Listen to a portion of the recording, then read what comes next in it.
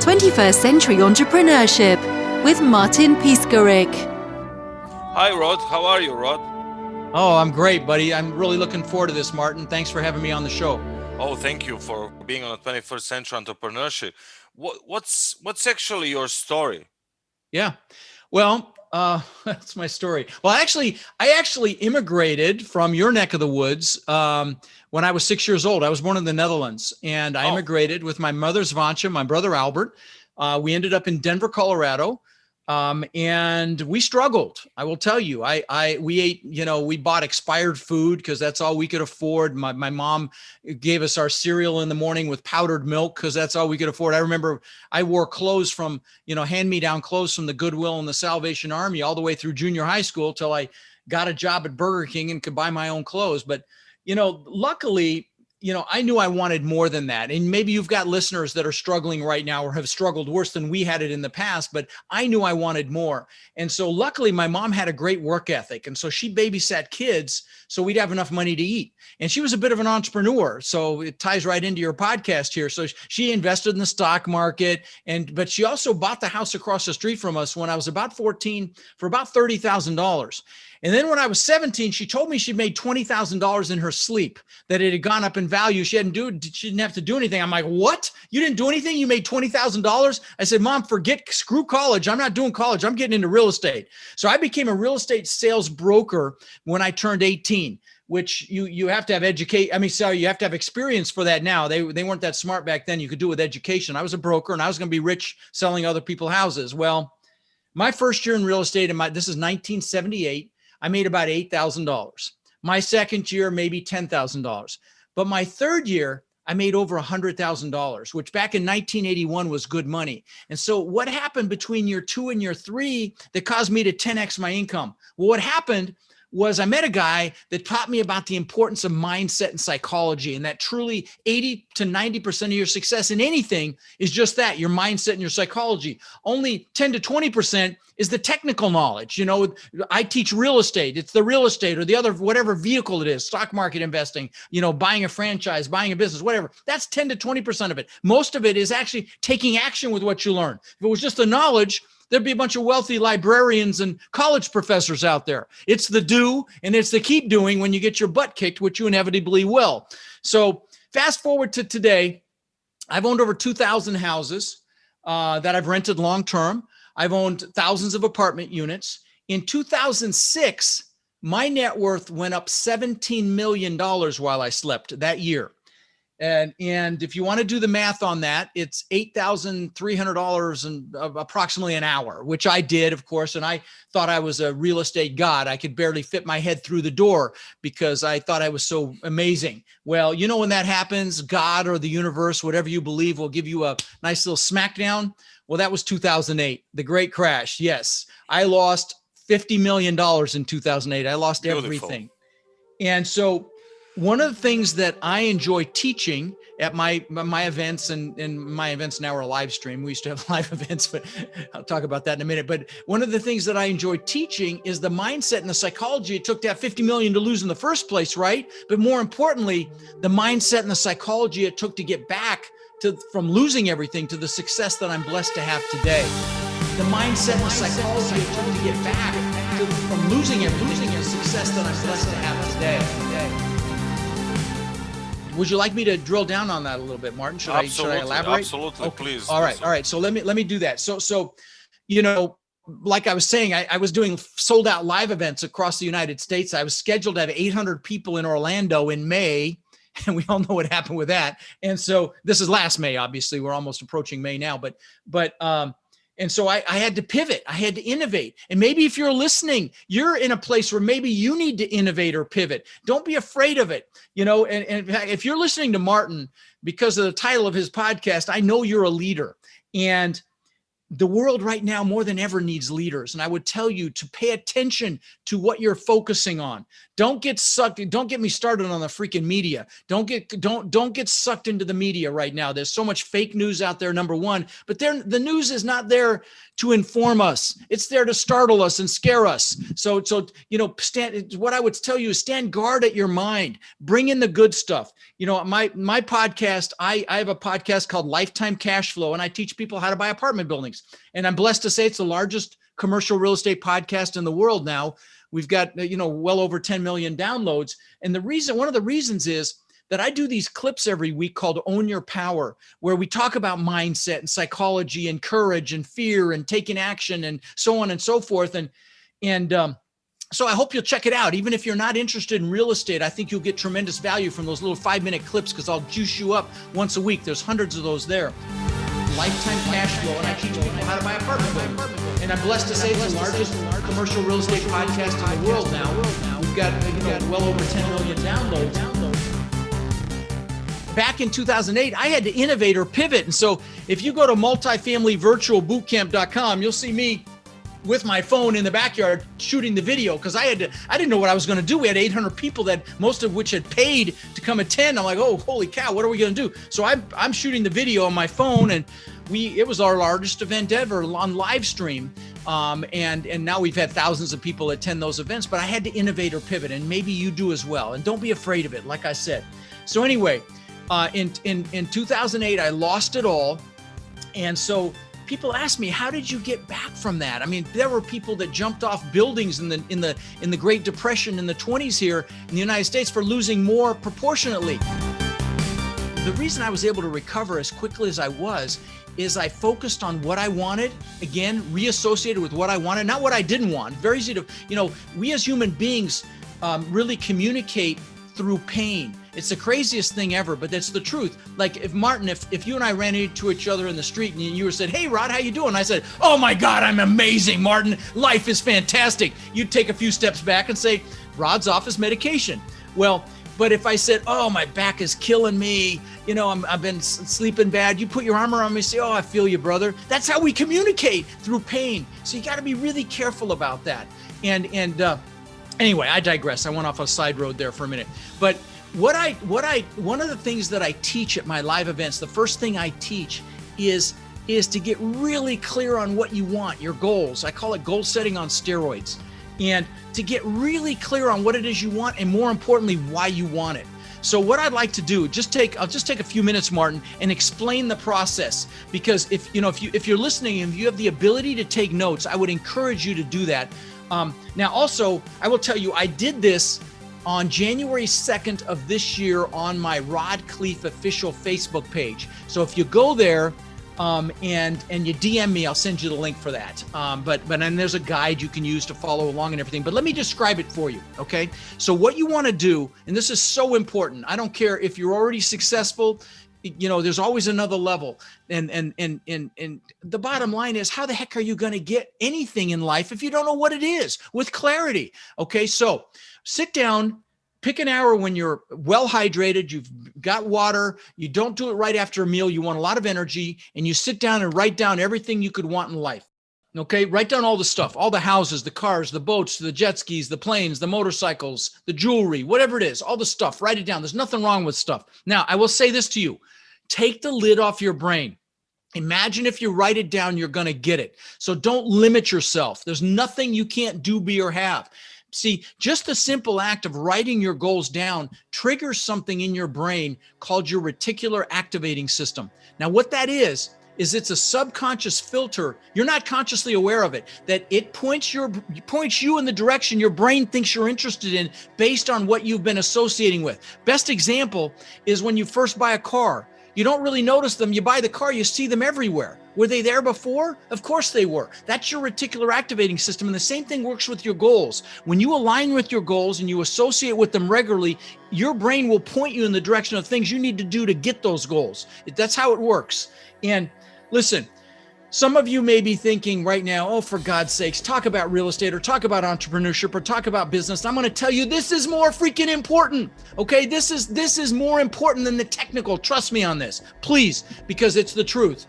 Now, So you're going to write down everything you want. You also write down everything you want to do in this lifetime. Where do you want to travel? I was just telling Martin before we started recording, we were just in Dubrovnik last year when it was a different world. It was beautiful. And of course, Greece and Spain and Italy. It was just fantastic. But anyway, the point is, where do you want to go? Also, what do you want to do? Maybe you want to climb every mountain over 14,000 feet, or climb Mount Everest, or jump out of a perfectly good airplane. I did that about a year ago and I'll never freaking do it again, but it's off the list, right? So what is it that you want to do? Write it down. Not just the stuff. Write down the things you want to do. And this is in your entire lifetime. Write down how much cash flow you want from your business or your real estate, say in 3 years. Write down how much cash flow you want in 10 years. Write down how much money you want in the bank in 3 years. How much money you want in the bank in 10 years. Be very specific. Also write down everything you want to learn in this lifetime. Maybe you want to learn a foreign language. Maybe you want to learn some skill. If it's multifamily, for God's sakes, come see me. By the way, if you are interested in real estate, I do these boot camps. They're 2 full days. They're online. So they're live though. They're 18 hours and they're $97 and I don't sell anything. Okay. They're $97 if you use the code I'm going to give you. But if you text the word multifamily to 72345, and then use the code RODFRIEND, you can come for $97. And again, it's 18 hours of training. I'm not selling anything. It's kind of a no-brainer, okay? If you're interested in real estate. If you're not, no problem. But I want to offer that out to your listeners, Martin.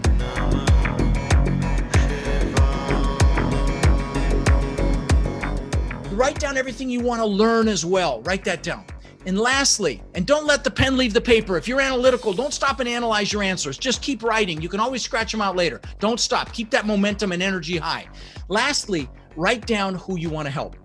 We will do more for others than we'll ever do for ourselves. And you want to use this. Again, this is the fuel to get you to take action. Goals are important. So once you can't think of another thing, not again, who you want to help. That's really important though, that you put that down. Like for example, I bought my parents a house on a canal here in Florida when my dad was alive, bought him a car, took him on cruises. Who do you want to do things for? Use this, write that down.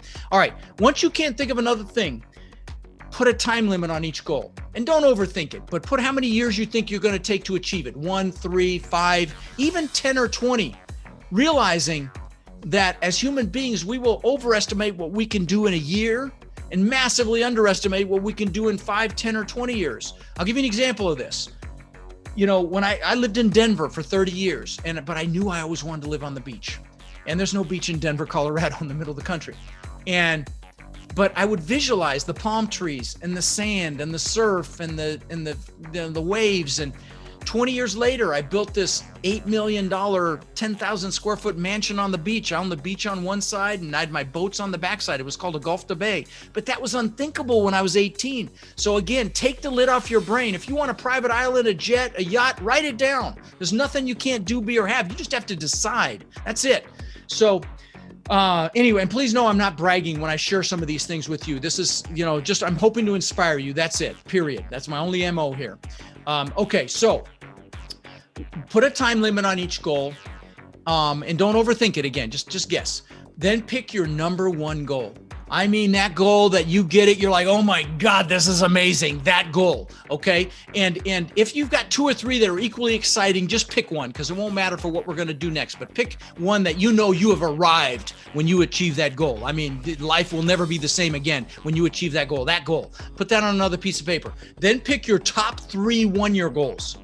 Put those on another piece of paper as well. And again, if you come join me on my Facebook page, I give you a guide that you can download for free and it's got all this on it. But you can do it on paper, but just leave some room in between these 4 goals because you're going to do something else. Now, at this point, you're ahead of 99.9% of the people on the planet that do a New Year's resolution that's forgotten by February, right? But you're going to take it further.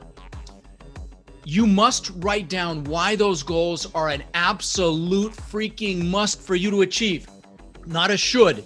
We say, I should make more money. I should be a better parent. I should, get up earlier and make this happen. And we end up shoulding all over ourselves, right? And so you got to make it a must. And so Write down why it has to happen, and use emotionally charged words when you're writing down why it has to happen. Words like amazing and beautiful and incredible, because words are very powerful and they will move you and you want to use them. So you might write, so I can show my kids what incredible success looks like. So I can show my wife what it means to live a life of amazing abundance. Whatever is going to juice you, write it down. So that, we can have the freedom to do whatever we want, whenever we want, go wherever we want, bring whoever we want. Whatever's going to juice you, write it down. Okay. And put one underneath each goal. And there may be some redundancy between them, but that's okay. But put why it has to happen. It's the why that's going to drive you. Before you leave this part, I want you to put some pain in there if you don't achieve the goals, and make it freaking hurt. So I don't feel like a failure. So I don't fail my kids. So I don't fail my husband or my wife, so that I don't live a life of regret, and make it hurt. Why? Because as human beings, we'll do more to avoid pain than gain pleasure. And again, this is fuel. This is to get your butt up early, to do whatever it takes to stay up late, to focus and grind now and play later. To live your life like most people won't for a few years, to live the rest of your life like most people can't. Okay, this is the fuel to make that happen. So anyway, put some pain in there. And we don't want regrets, my friends. If you fear failure, I'm going to tell you, fear regret much more. There was this nurse in Australia. Her name is Bronnie Ware. She was a hospice nurse. And so she helped patients when they were, about to die. And she asked them a question. And the question, Martin, was, do you have any regrets? And she wrote a book about it. It's called The 5 Regrets of Dying. You know what the number one regret was? Not living the life I could have lived, living someone else's life, not doing what I know I'm capable of. Guys, trust me, fear that much more than a failure. We fail our way to success. Listen, I don't call them failures. I call them seminars. That was a $50 million seminar that I went through. Okay. Now I will tell you, I've built 24 businesses, 24 startups. Several have been worth tens of millions of dollars. Most have been spectacular, flaming seminars, okay? And so don't fear that. Again, fear being in the same place that you are now a year from now, unless you absolutely freaking love where you are right now. If you don't, then fear that. Okay, so you've got your positive and negative reasons why. There's one last piece. You must go out and get pictures of your goals, or make declarations. Let me share some examples. So a great public example is the actor Jim Carrey, the comedian. When he was flat broke, he wrote himself a check for $10 million. And for those of you millennials, a check is what we used to use to pay for things. Now it's Venmo or whatever. Anyway, so he wrote himself a check for $10 million. And he used to go up by the Hollywood sign, flat broke, and he'd visualize cashing that check. And that's how much money he made for Dumb and Dumber. Another more recent example is the singer Demi Lovato. When she was unknown, about 10 years ago, she posted on social media, I'm going to sing the national anthem in the Super Bowl. Not this last one. Go watch the one before and see who sang the national anthem. I'll give you some personal examples for me. Now, again, I want to pre-frame this by saying I'm not bragging. I just want to inspire you to what's possible, okay? Please know that, because these things don't even interest me anymore. Okay, so when I got my real estate license, when I turned 18, I figured I had to have a 4-door vehicle to show people houses, right? So I got this bone ugly Ford 4-door Granada, piece of you-know-what, bench seat in the front, just real ugly car. But I figured that's what I had to have. Well, I worked with a guy that had a Corvette, and he let me drive it. And I'm like, oh my God, this is amazing. And so I got a picture of a Corvette out of a magazine. This is before the internet had even a twinkle in anybody's eye. I got a picture out of a magazine of a Corvette, and I put it on the visor of that Granada. So when I was sitting in the car, it was right there in my face. Within a year or two, I had a Corvette. I'll give you some more examples. Back then, there was a TV show called Magnum PI. And the actor's name was Tom Selleck. He was the detective, I think, in Hawaii. But anyway, it was the first time I'd seen an exotic car, because he drove this Ferrari 308. And I'm like, oh my God, look at that. That is incredible. Well, I got a picture of that actual car, and I put it on the visor of my Corvette. Within a year or two, I had a Maserati look just like it from the front end. Last example. I'm the guy that always wanted a Lamborghini. Okay. I had the posters growing up in my bedroom. And what's interesting is my son, when he was 9 years old, he collected models of exotic cars, and he had about 30 or 40 of them. He had a model of the exact same color and style Lamborghini that I ended up getting. which ultimately wrecked, but that's another story. But anyway, so the point is pictures work. In fact, if you were doing this on video, I could show you in the back of my planner here. I've got all these pictures of things that I've had for 20 years. But in fact, let me do this because even to describe it is important. So I've got this paper planner. Yes, I'm a dinosaur. I use a paper planner, but I've had pictures in here for 20 years. They're all dog-eared.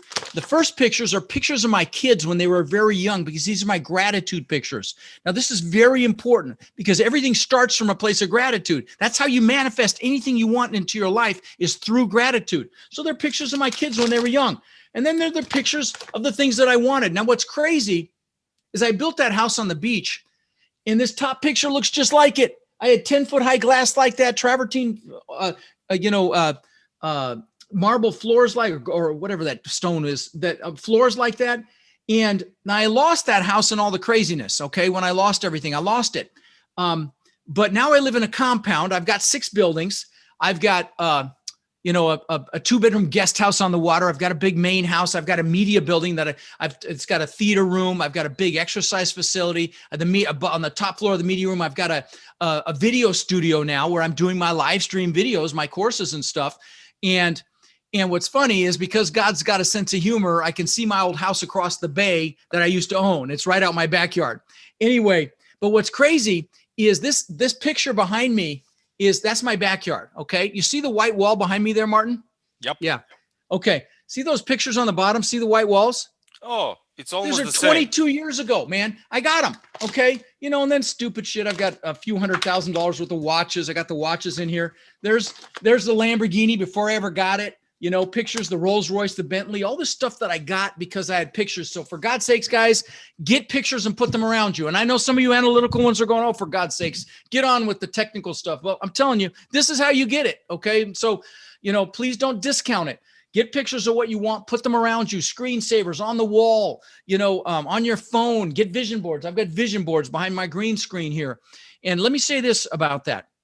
So in the morning, every morning, I will sit in this recliner. You can't, since we're not videoing, you can't see it behind here, but I've got a recliner behind this green screen, and I will sit there and I will just do gratitude. Okay. Because remember, everything starts from gratitude. So I'll just be grateful for my beautiful, spectacularly beautiful wife, my coaching students, my foundation, my children.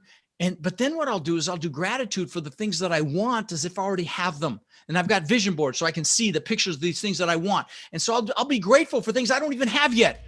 Why? Because it freaking works. Okay. This is how I had 50 million to lose and how I got back to where I am by doing this. So trust me, this works. And then at the end of that, after I've done gratitude for the things that I want, is I'll just do a declaration that it's going to be an amazing day. And it almost always is. So anyway, I'll get off my soapbox. I hope that added some value to your listeners, Martin. Boom! So much value, not only inspiration, but so much tools under the same concept. Plus, left brain, right brain activation. I mean, struggling, mindset, morning routines, motivation, leadership, innovation, focusing, gratitude, declaration. Rod, thank you. Oh yeah, no, you know what? I just thought of something. I don't want to be remiss. Let me add one more thing, buddy. I told you about that house that I built on the beach. Okay. And I'd worked for this thing for 20 years. Okay. That's when I knew I wanted it for 20 years. And again, that was unthinkable when I was 18. So again, take the lid off your brain when you're doing your goals. Don't just, if you can imagine it, write it down. But so I moved in 2 months after I moved in, I'm floating in the pool at night. And this place was magnificent. Okay. I mean, to give you an idea of this house, there was a giant waterfall from the second floor balcony into the pool. You had to walk through the waterfall to get to the pool. The pool had these trees. I spent tens of thousands of dollars that bent over the pool and then went up. The pool was in magazines. It had an elevator, wine cellar, giant spiral staircase up through the middle of the house. I'll land the plane with this. On the second floor, there was aquariums that went around the spiral staircase that cost me almost $200,000. So this gives you an idea of the house. Well, 2 months after I moved in, I'm floating in the pool at night, and I'm looking up at this testament to my ego, which is really what it was to prove to the world I was good enough. It's embarrassing to admit that, but that's why I did that. That's why it was a success. It's cost me my first family, but my family's inside sleeping. And I'm looking up at this thing, and I got depressed. This is something I worked for 20 years. 2 months after I got it, I'm depressed. And I don't mean just a little bummed. I mean, I was really bummed. And I'm like, what the hell? I've just achieved success like times 1,000. How could I be depressed? Well, here's what the last message I want to mention to you here is the goals are important. You need them because that's how you drive yourself. That's what gets you up early, stay up late, whatever it takes. You got to have them. But it's not about the goals. It's about who you're becoming on your path to your goals. The happiness actually comes from progress and growth. Okay. And that's why, I teach my students once a week, celebrate what you got done. Just even no matter how minor it is, because you're going to have setbacks, you're going to have delays, and you're going to have your nose bloodied. And if you're celebrating even your little progress, you'll be happy because happiness comes from progress and growth. But there were a couple other things going on. Number one, the second thing is don't achieve a big goal with having other goals lined up behind it. Like the good book says, without a vision, the people perish. You need a vision for the future. And I didn't know what I was going to do next. So that was another component. The big thing was I'd been totally focused on me. Rod. Show the world I'm good enough. Show the world I matter. And so I went out and bought some books actually, because I'm going to get back. I'm not going to stay depressed. That's just not who I am. And so I went and got Dale Carnegie and Tom Hopkins and Zig Ziglar, and I got a Tony Robbins book. And I got about halfway through Tony's book. I'm like, man, I really like this stuff. So I went and signed up for one of his boot camps and was in Fort Lauderdale. This is 20 years ago. And I found out that he fed families for the holidays because he had an experience when he was a child. And I'm like, wow, what a concept. Do something for someone else. And I'm embarrassed to say I had to be 40 to get that memo. And so I went back home and I was so inspired by that. I said, I flew to Denver because that's where my family was for Thanksgiving. And I told my brother, I said, let's feed 5 families. Let's have some fun with this. So we went to his church. We found out who really needed help. And the third family changed my life, Martin. We get up to this row. It's a row house. And it's like one of these crappy, it's not even a 1-bedroom. You walk through the living room to get through the bedroom. You go walk through the living room, through the bedroom to get to the kitchen, which has the bathroom off of it. So it's a crappy 1-bedroom. Well, this woman lived there with 5 kids. So we had these boxes. We got toys for the kids because we found out they had kids, and we had the frozen turkey box of food. And she comes out and sees the food and the toys on the porch, and she starts crying. And her kids come out and the older ones start crying. And then I start crying and I'm freaking hooked. And I'm blessed to say in the last 20 years, we've now fed over 100,000 kids with my foundation. It's called the Tiny Hands Foundation. 100,000. Over 100,000. We've done tens of thousands of backpacks filled with school supplies to local children. We live in the greatest country on earth here in the States, and the kids don't have school supplies, for God's sakes. I've done tens of thousands of teddy bears to the police departments locally for their officers to keep in their vehicles when they encounter a child that's been in a traumatic situation. And again, I'm not saying this to brag, guys. The reason I'm bringing this up is, we've been taught to achieve to be happy. I was successful, but I was unfulfilled, so I was unhappy. I'm going to tell you, even if you're listening to Martin here and you're one of these people young that's got blood dripping from their teeth, they want this success so bad. Incorporate giving back now. Do not wait and say, I'll do it when I have money. Do it now. Here's why. Because instead of achieving to be happy, you'll be happily achieving. It's a play on words, but it's an important play on words. Can you repeat and I'm going to tell again? you, yeah, instead of achieving to be happy, you'll be happily achieving. Instead of achieving to be happy, you'll be happily achieving. Yep. And so give back to something. I don't care if it's the elderly, if it's children, if it's your environment, if it's animals, whatever it is, find a cause that juices you and do something. It can be small right now. Because I'm going to tell you, the way God or the universe, whatever you believe works, is you get it back 100-fold. That's just the way it works. Trust me. You don't do it for that reason, but you will hit your success faster if you are happily achieving because you're giving back and making the world a better place. We have 2 hands, guys, one to lift ourselves up and one to lift up people underneath us. Now, again, if you're interested in multifamily, I hope you'll come spend a couple days with me. Or, if you go to Real Estate with Rod, I've got tons of free resources there. That's my website. But if you want to come to my boot camp, they're online. Again, $100, less than $100 for 18 hours of training, and I don't sell anything there. So again, it's a duh. Just text multifamily to 72345 and use the code RODFRIEND to get that price if the price has gone up. But, and I promise you'll be glad you came. I can say this, out of thousands of participants now over the last year and a half with COVID and everything. Thousands of people have come. I've never had a complaint, except that the breaks are too short. They bitch that the breaks are too short because I do 15-minute breaks because I'm packing so much stuff in. Trust me, the breaks are harder on me than they are on you because I got to pee and go eat and everything else in 15 minutes. You know, Martin, I want to say one other thing, and because I know you've got very enthusiastic, people that want more out of life. That's obvious. And so, guys, it's so critical that you pay attention to who you're hanging out with. You know, most people will default to the people that they work with in their W-2 job or people they went to school with. But I'm going to tell you, when you hear the saying expression that you are the people you hang out with, not only financially, but your health, your happiness, everything. And so be very, very picky. Be around people that aren't going to be fearful or jealous because you want more out of life. Because I'm going to tell you, those people are there. Or they may be afraid of losing you because you're making yourself better. So they'll subtly hold you back. So be very, very careful who you allow to influence you. Sometimes it's your family as well. So I would tell you, love your family, but choose your peers. Be around people that think what you think is hard is easy. That's who you want to be around. You know, create your own little mastermind maybe. I've got a mastermind of the it's the largest multifamily group, I think, in the country here in the States. There's over 14 billion in assets in there. And I started it because I want to be around people that think what I think is hard easy. I started, here at my compound, and now we've got 14 billion in assets, and we're meeting next week here in Sarasota.